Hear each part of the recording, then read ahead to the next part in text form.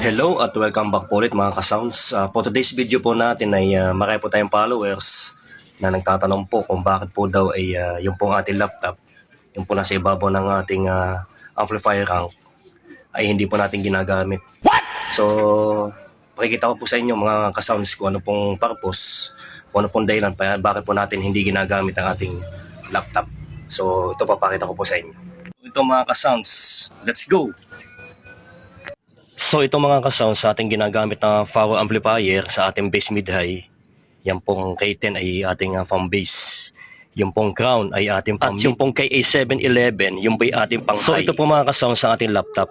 Marami po tayong followers na nagtatanong kung bakit po hindi natin ginagamit to. So ako po ay nahihirapan. Una-una po sa pagpindot. So kailangan po natin ng mouse para po ay mapindot natin ang gusto. Sa mga ibang DJ po, sa ibang may sound system ay sanay na po silang gumamit ng laptop.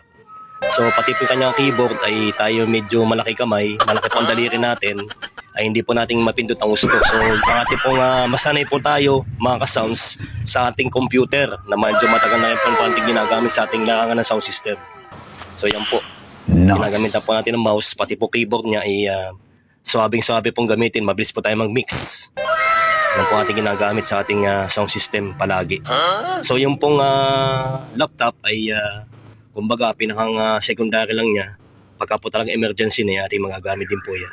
Yes! So yan po mga ka-sounds, pinilize ko lang po sa inyo, sa ating mga followers. Wow! Na kung bakit ay nagtatanong po sila na hindi natin ginagamit natin laptop.